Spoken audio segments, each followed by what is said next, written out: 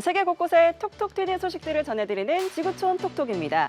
새콤달콤하고 바삭한 탕수육은 한국인들에게도 사랑받는 중국 음식인데요. 그동안 보지 못한 탕수육 메뉴들을 선보이는 대회가 중국에서 열렸다고 합니다. 화면으로 만나보시죠.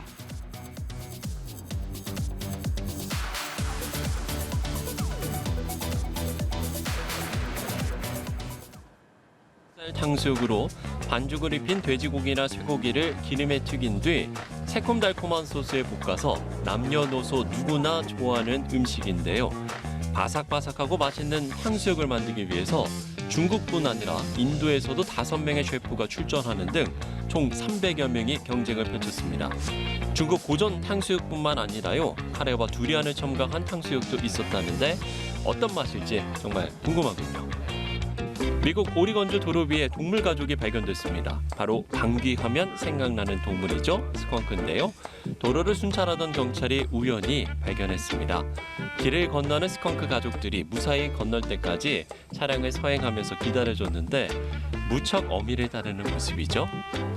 스컹크는 위험에 처했을 때 뿜어내는 황금색 액체가 강력한 악취를 갖고 있어서 맹수들이 함부로 공격하지 못합니다. 그런데 이 액체를 만드는데요, 무려 일주일이나 걸린다고 하네요. 중국 최대 내륙 호수이자 소금 호수인 칭하이 호수입니다. 산란을 위해 잉어떼가 강한 물살을 거슬러서 상류로 이동하는 모습이 그야말로 장관을 연출했습니다. 칭하이호 잉어는 한때 멸종 위기에 처해 있었는데요. 낚시 금지와 인공 번식 등 지역 당국의 보존 노력 덕분에 개체수가 급격히 늘어나서 다시 활기찬 잉어떼를 볼 수 있는 거라고 하네요. 지금까지 지구촌 현장 포착이었습니다. 세계적인 체인 식당들도 특정한 나라에서만 느끼고 맛볼 수 있는 메뉴나 분위기가 있기 마련이죠. 미국의 한 사진작가가 전 세계 맥도날드 매장을 직접 돌아다니며 체험한 내용을 담은 책이 출간된다고 하는데요. 어떤 내용인지 지구촌 이모저모에서 살펴보시죠. The base of Mount Fuji, Amsterdam, Las Vegas, Nevada, The Champs-Élysées, McDonald's in Paris, France. Gyeongju, South Korea. 맥도날드 매장의 사진을 열심히 찍고 있는 이 남성은 전 세계 맥도날드 매장을 돌아다니며 사진을 남기는 사진작가 게리 허스입니다. 무려 6개 대륙 55개국의 맥도날드 매장을 찾아갔다는데요. 왜 굳이 맥도날드 매장만 찾아다니는지 이유가 궁금합니다.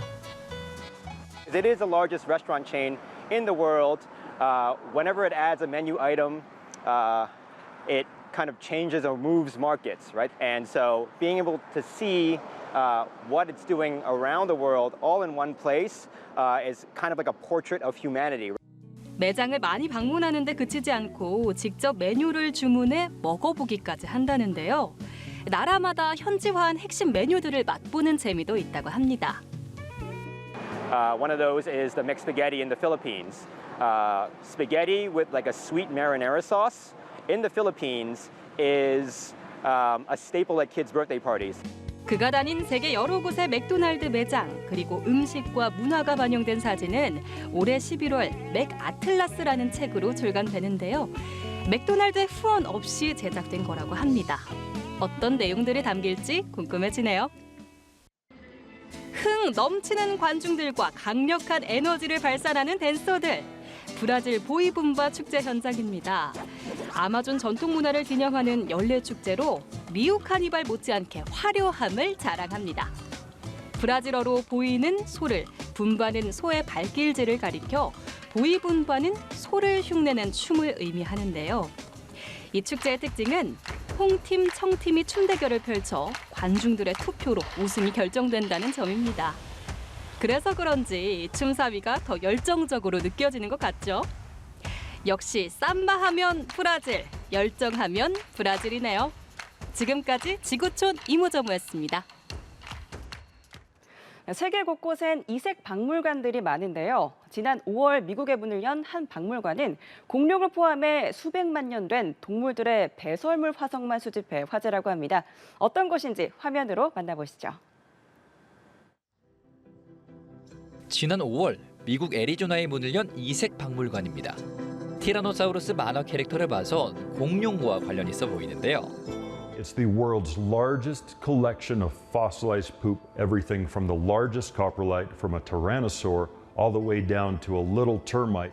박물관 내부에는 수백만 년 전에 살았던 동물 배설물 화석들이 진열장 벽을 따라 늘어서 있습니다. 티라노사우루스 렉스의 대변으로 추정되는 것도 하나 있다는데요.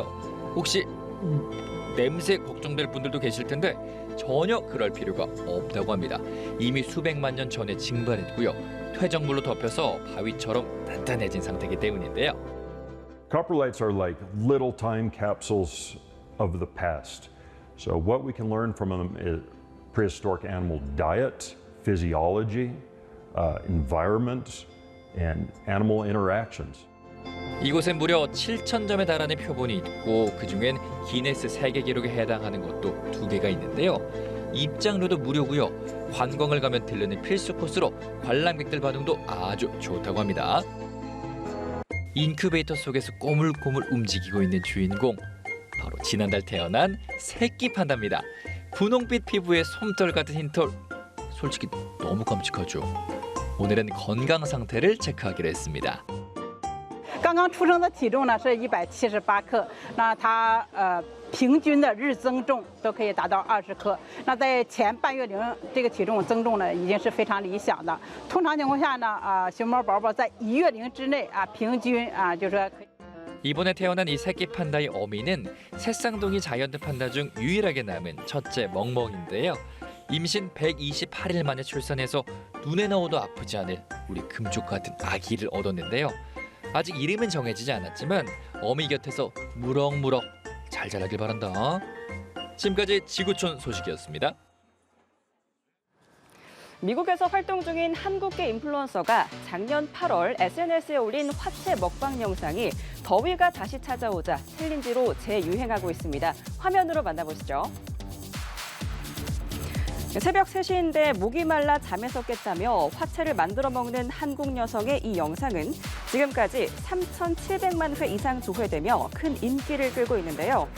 영상을 올린 당시에도 화채 먹방 챌린지는 동영상 플랫폼을 중심으로 큰 인기를 끌었지만 1년이 다 된 지금 세계 곳곳에 기록적인 더위가 찾아오면서 이 챌린지가 재유행하고 있습니다. 나라마다 화채에 들어가는 과일과 재료는 다르지만 한국 음식의 인기는 냉동 김밥에 이어서 또 한 번 입증된 것으로 보입니다. 드물어서 행운의 상징으로 여겨진 네잎 클로버는 잎이 4장인데요. 무려 63장의 잎을 가진 클로버를 재배한 일본인 남성이 기네스 세계 기록에 올랐습니다. 기네스에 따르면 일본 도치기현 나스시오바라시에 사는 40대 남성 와타나베 요시하루는 2012년부터 자신의 집 정원에서 클로버를 교차 수정해 12년 만에 63장의 잎이 달린 클로버를 수확했습니다. 와타나베는 이 클로버가 일반적인 클로버보다 잎이 작아 세는 것이 매우 어려웠다며 세는데 1시간 이상 걸렸다고 밝혔습니다. 이전 기네스 기록은 2009년 일본 이화테현 하나마케시에 오바라 시게오가 세운 56개의 잎이 달린 클로버였습니다. 최근 미국 전역에서 레고 판매점을 노린 절도 행각이 기승을 부리고 있다고 미국 언론들이 보도했습니다. 레고 제품은 1세트당 가격이 $100, 우리 돈 약 13만 8천 원에서 $1,000에 이르는 데다 재판매할 경우 원래 가격에 가까운 값을 받을 수 있기 때문에 절도범들의 주요 표적이 되고 있기 때문입니다. 정확한 통계가 있는 것은 아니지만 범죄 전문가들은 레고 세트가 유명 브랜드 청바지나 핸드백, 디자이너 신발, 애플 기기 등과 함께 미국에서 가장 많이 도난당하는 물품 10위 안에 든다고 분석했습니다. 경찰 관계자는 도난당한 레고는 어디서 훔쳤는지 추적하기 어렵기 때문에 절도범들에게 쉬운 수익원이 되고 있다고 전했습니다. 구글은 막대한 에너지를 필요로 하는 인공지능 시대의 도래로 데이터 센터에 대한 의존도가 커지면서 자사의 온실가스 배출량이 5년 새 48% 증가했다고 밝혔습니다. 영국 일간 가디언에 따르면 구글은 최근 내놓은 연례 환경 보고서에서 지난해 자사의 온실가스 배출량이 전년보다 13% 늘어난 1,430만 톤에 달했다고 밝혔습니다. 구글은 AI에 대한 집중적인 투자 여파로 데이터 센터의 소비 전력량과 공급망에서 발생하는 배출량이 증가한 것이 자사 온실가스 배출 급증의 가장 큰 원인이었다고 분석했습니다. 구글은 오는 2030년까지 탄소 중립을 달성한다는 기존 목표 달성이 쉽지 않을 것이라면서 AI가 미래 환경에 어떤 영향을 미칠지는 복잡하고 예측하기가 어려워 불확실성이 존재한다고 설명했습니다.